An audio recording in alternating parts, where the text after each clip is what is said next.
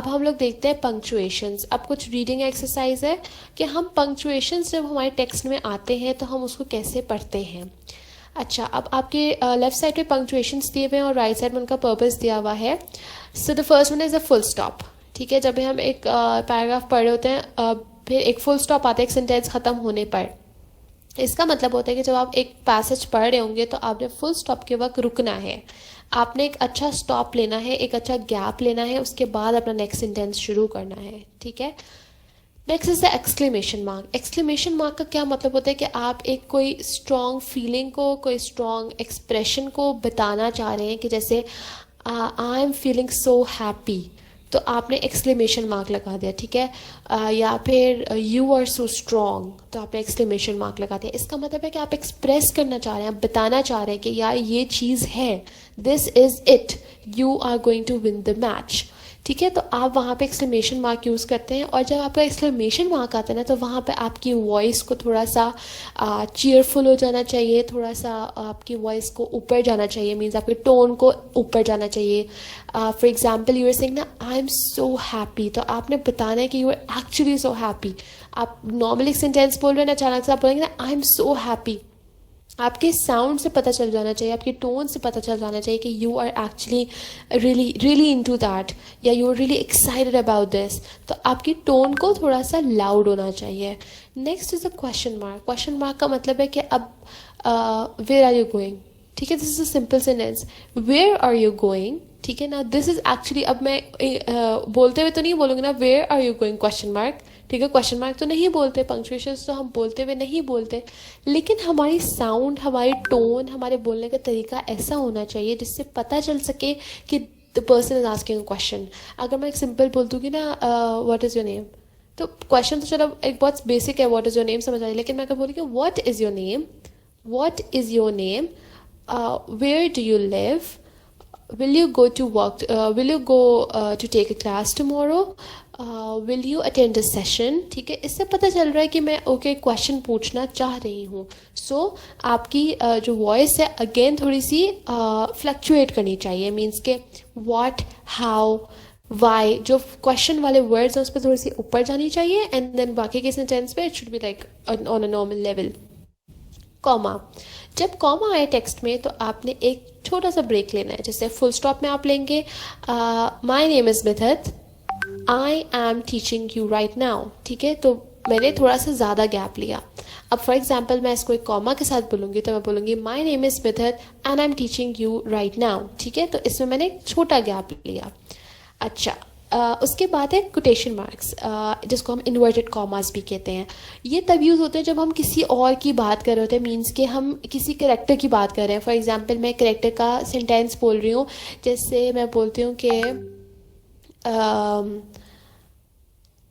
I live in Lahore said Anam. ठीक है, जैसे अब मैं बता रही हूँ कि मैं अनम की लाइन बोल रही हूँ और फिर मैं आगे बता रही हूँ कि ये अनम कह रही थी, आई live in Lahore said Anam.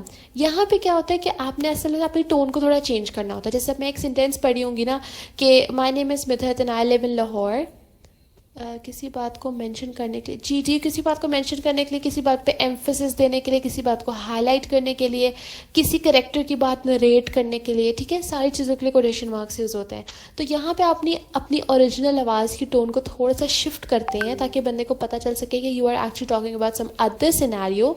ठीक है, अब जैसे मैंने इस लाइन को बोला that you are talking about some other scenario, अब यहाँ पे मेरी टोन थोड़ी लिफ्ट हो गई, मेरा जब मैं नॉर्मल बातें कर रही हूँ उसमें मेरी एक इवन टोन है। ठीक है, अच्छा, अब इसके लिए एक हम पैराग्राफ पढ़ लेते हैं। I think it is on the next slide, या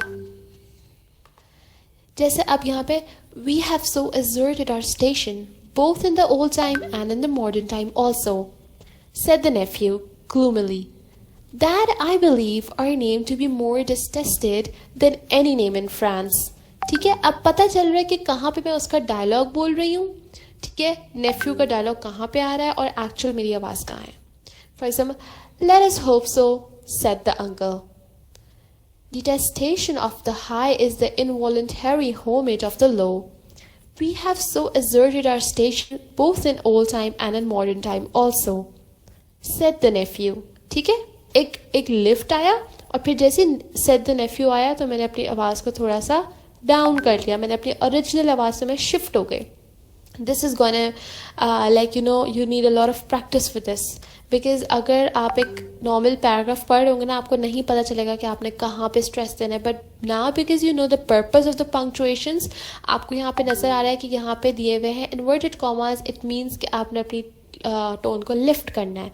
अब यहाँ पे इन्वर्टेड कॉमास एंड हो गए और कॉमा आ गया, तो आपने गैप दिया और आपने बताया कि सेड द नेफ्यू gloomily. फिर गैप, फिर that I believe our name to be more detested than any name in France. Full stop. Take a gap. Inverted commas close. ठीक है? Let us hope so. Gap. Said the uncle. Again inverted comma starts, mean quotation start. Detestation of the high is the involuntary homage of the low. Full stop. Now take a gap. ठीक है? ये वाला paragraph इसमें थोड़े से मुश्किल words हैं. ये एक रैंडम पैराग्राफ है. You can start with any paragraph from any book. कोई भी जगह से इंटरनेट से निकालें, प्रैक्टिस करें. ठीक है? टेक्स्ट विद कोटेशंस लिखें, सॉरी टेक्स्ट विद पंक्चुएशंस लिखें. आपको बहुत सारे टेक्स्ट मिलेंगे. You have to practice that. ठीक है? अगेन मैं रिपीट कर रही हूँ. कोटेशंस में टोन चेंज, कॉमा पे स्लाइट गैप, फुल स्टॉप पे a good gap, and exclamation mark पे some you have to express an thing. So आपको थोड़ा सा चीयर अप, थोड़ा सा लाउड होना है अपनी वॉइस में. एंड क्वेश्चन मार्क में you have to actually focus and emphasise on the word जो क्वेश्चन डिनोट कर रहा है आपका, व्हाट, हाउ, वाई, वेयर वगैरह. ठीक है? इसमें क्वेश्चन मार्क और एक्सक्लेमेशन मार्क नहीं था, but I believe that you must know कि उसको कैसे बोलते हैं.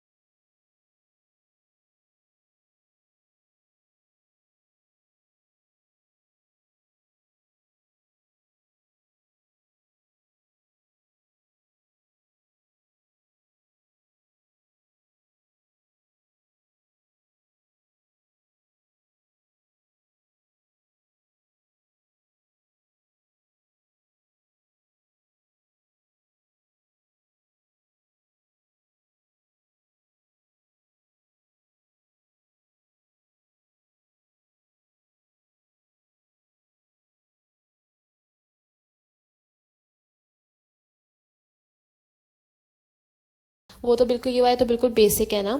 अच्छा चलो, एनीवेज.